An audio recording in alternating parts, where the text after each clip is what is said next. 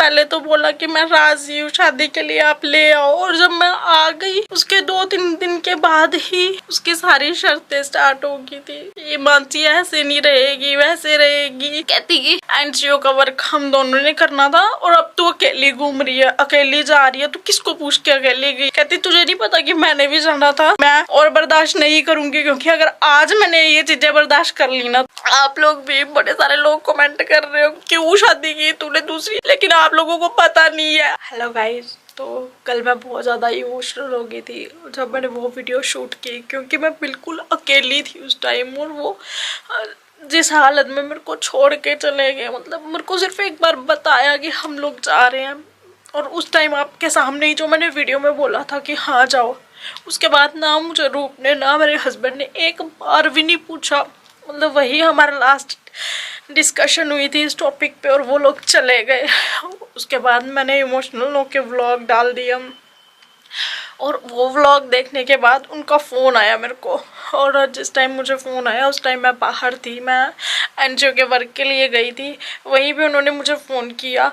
और ना मैं वो चीज़ भी रिकॉर्ड करना चाहती थी सीरियसली अब, क्योंकि उन दोनों ने मेरा इतना ज़्यादा पागल बनाया, तो फिर मैं क्यों उनके पीछे मरती रहूँ, मैं क्यों अपनी फीलिंग्स ऐसे बंद करके रखूँ, क्यों ना मैं अपनी फीलिंग्स शेयर करूँ किसी के साथ भी। हम लोग एनजीओ का ओपनिंग कर रहे हैं, वुमेन्स की हेल्प कर रहे हैं, हम लोग बोल रहे हैं कि हम लोग वुमेन की हेल्प करेंगे, तो मैं अपनी हेल्प क्यों ना करूँ पहले।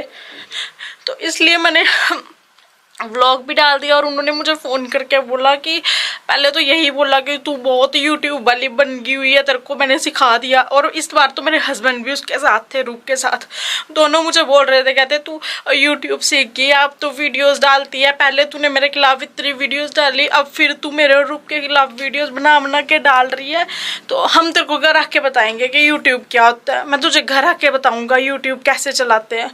तो यार मैं पागल हूँ, मैं घर संभाल रही हूँ, मैं बच्चा भी संभाल रही हूँ, सब कुछ, और उसके बाद मुझे बोल रहे हैं कि हम आज भी नहीं आएंगे, कहते अब हम कल आएंगे। वो भी मुझे बोला नहीं, फ़ोन काट दिया। मैं हमारी बहस होगी इस बात पे, तो उसके बाद मेरे को मैसेज कर दिया कि हम लोग कल आएंगे, हम लोग आज नहीं आएंगे। मेरा इतना, मैं मतलब मेरी पता कहाँ गलती होगी कि मैंने ये चीज़ उनको फील करवा दी कि मैं सिचुएशन को संभाल लूँगी, मैं कॉम्प्रोमाइज़ कर लूँगी हर चीज़ में।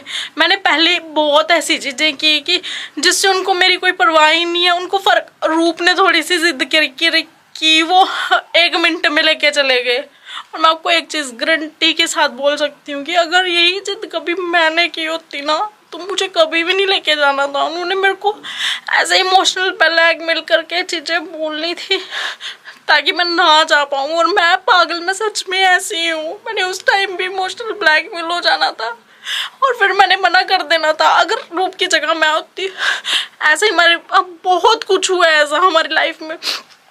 जब स्टार्टिंग में रूप ने मेरे को बुला लिया, उसने बोल दिया कि इसको ले आओ, लाने के बाद भी आप लोग सोचोगे कि अब मैं ऐसी बातें कर रही हूँ, लेकिन यार मैंने उसका इतना किया, आप लोगों ने देखा, सबने देखा, मैंने उसका कितना सपोर्ट किया जब वो हम इतने टफ टाइम में थे। लेकिन वो एकदम से इतना बदल गई यार, मतलब मैंने कभी,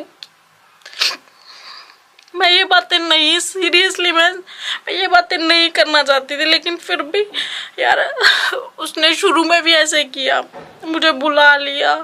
उसके बाद पहले तो बोला कि मैं राजी हूँ शादी के लिए, आप ले आओ। और जब मैं आ गई उसके 2-3 दिन के बाद ही उसकी सारी शर्तें स्टार्ट हो गई थी।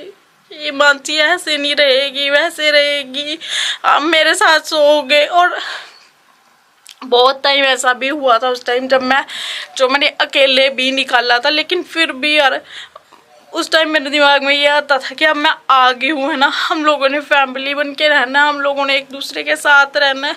और मेरे हस्बैंड भी मुझे ये बोलते थे कि तू छोटी है, तुझे ये चीज़ें समझनी चाहिए कि रूप बड़ी है, उसने इतना बड़ा कॉम्प्रोमाइज़ किया है ना, उसने तेरे को लाने में मेरी हेल्प की है, तो तुझे उसकी बात माननी चाहिए। और हमेशा मैंने भी यही सोचा कि उसने इतना बड़ा सेक्रीफाइस किया तो मुझे उसकी बात माननी चाहिए। उस टाइम उसने इतनी शर्तें रखी, आप इसके साथ यहाँ नहीं जाओगे, आप ये नहीं करोगे, आप लोग, और वो उसने हमें कहीं भी नहीं, कभी 10 मिनट के लिए भी कहीं अकेले नहीं जाने दिया, कभी भी नहीं। और मैंने कभी उसको ये चीजें बोली नहीं, मैंने कभी उसको ये चीजें रियलाइज ही नहीं करवाई कि ये तूने ऐसा नहीं किया, तूने हमें जाने नहीं दिया। कब मैंने ये सोचा कि ठीक है यार, फैमिली है, अब हमें रहना तो साथ में ही है ना, तो ठीक है जैसे। और भी बहुत सारी बातें हैं यार, अब इस टाइम पे मैं करूँगी तो आप लोग पता नहीं क्या सोचोगे कि मैं भी उनकी तरह बन गई हूँ और यूट्यूब पे आके अपनी सारी स्टोरियाँ बता रही हूँ। पर यार अब मेरे से बर्दाश्त ही नहीं हो रहा। आप भी फ़ोन करके बोल रहे हैं कि हम आज भी नहीं आएंगे, हम कल आएंगे। मैं यहाँ अकेली यार क्या क्या संभालूँ, अकेले घर संभालूँ, बच्चा संभालूँ या और काम संभालूँ। ये सब कहने के बाद और एक चीज़ और बोल रही थी वो मुझे आज, कहती कि एनजीओ का वर्क हम दोनों ने करना था और अब तू अकेली घूम रही है, अकेली जा रही है, तू किसको पूछ के अकेली गई। कहती तुझे नहीं पता कि मैंने भी जाना था और तूने मेरा वेट क्यों नहीं किया। यार मैं क्या, उसको भी पता था कि हमारा एनजीओ का वर्क चल रहा है, हमारे पेपर साइन हो रहे हैं, सब कुछ हो रहा है।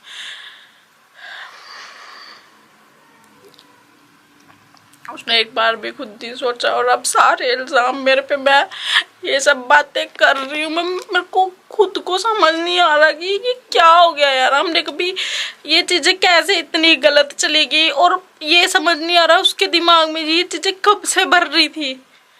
ये ऐसा नहीं है कि ये आज की चीज़ें है, ये बहुत टाइम की चीज़ें होंगी जो उसके दिमाग में होंगी, तभी वो एकदम से ऐसे निकली है। पर मेरे को और किसी चीज़ का गुस्सा नहीं है, मुझे बस इस चीज़ का गुस्सा है कि अगर उसने जाना ही था चली जाती यार। मेरे को एक बार पहले नहीं जाते थे, पहले भी उन लोगों ने शूट नहीं किया, हम लोग यूट्यूब पे नहीं थे, लेकिन पहले भी वो दोनों अकेले बहुत जगह पे गए हैं। अभी भी मेरे को बोल देती मैं नहीं जाना तो मैं उसको अलो कर, मैं बोल देती कि जाओ घूमाओ, लेकिन इतना झगड़ा करके, इतना कुछ करके अभी वो दोनों व्लॉग डाल रहे हैं, इतना एंजॉय कर रहे हैं। उनको 1 मिनट के लिए, 1 मिनट, एक बार उन्होंने उस व्लॉग में ये नहीं बोला कि हमें घर की याद आ रही है, हमारा मन नहीं लग रहा। बट हाँ ठीक है, अब अगर वो ऐसा कर रही है तो मुझे ऐसे लगता है कि मुझे भी अपने हक के लिए लड़ना चाहिए, मैं भी लड़ूंगी। अब मैं और बर्दाश्त नहीं करूंगी, क्योंकि अगर आज मैंने ये चीज़ें बर्दाश्त कर ली ना तो मुझे ऐसे लगता है कि ये चीज़ें कभी ख़त्म ही नहीं होंगी। अगर आज मैंने अपने लिए स्टैंड नहीं लिया ना तो मेरे को नहीं लगता कि मैं कभी फिर दोबारा स्टैंड ले पाऊंगी, क्योंकि अगर आज ये चीज़ें इतनी हद तक आगे बढ़ गई हैं, हमारी पूरी लाइफ यूट्यूब पे आके ख़त्म होगी, हमारा पूरा सब कुछ यूट्यूब पे आ ही गया अगर, तो ठीक है फिर मैं क्यों पीछे हटूं। अगर वो वाइफ है तो मैं भी वाइफ हूँ, मैं कौन सा ऐसे आ गई थी, ये दोनों मुझे लेने गए थे तो मैं आई हूँ, मैं अपनी मर्जी से तो खुद तो नहीं चल के आ गई थी। तो ठीक, पहले मेरे मन में ये नहीं था कि मैं घूमने जाऊंगी या कुछ भी है, मेरे मन में दूर दूर तक ये चीज़ें नहीं थी। अगर वो वहाँ जाके भी अगर एक बार भी ये चीज़ रियलाइज़ कर लेती ना कि मैं गई हूँ, मुझे याद आ रही है कुछ भी, तो भी मैंने कुछ नहीं बोलना था। लेकिन अब नहीं, अब मैं भी जाऊँगी चाहे जो मर्जी हो जाए। मेरे हस्बैंड घर आएंगे तो मैं भी बोलूँगी कि मुझे भी जाना है। बोल रही है, मुझे फ़ोन पे भी बोल रही थी कि इसको मैं लेके आई थी, मेरी मर्जी है। तो आप लोगों को पता नहीं है कि वो मुझे किस सिचुएशन में लेके आई थी, और जो भी ये पंगा हुआ था ना वो सब हुआ भी उसी की वजह से था, ये सारा रूप की वजह से हुआ था। आप लोग भी बड़े सारे लोग कमेंट कर रहे हो कि ये हुआ वो हुआ, तू क्यों शादी की तूने दूसरी, लेकिन आप लोगों को पता नहीं है, जिसको हमारी स्टोरी करनी है, हमने एक पूरी मूवी बनाई थी इस चीज पे कि हमारी कैसे शादी हुई थी, क्या सिचुएशन और उस टाइम मेरी क्या हालत थी।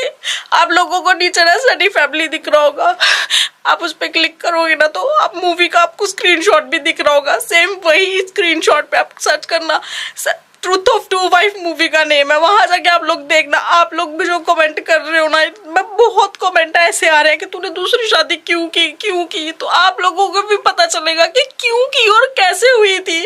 आज ये रूप इतना मुझे बोल रही है, आप लोगों को समझ आएगी कि ये मुझे किस सिचुएशन में लेके आई थी।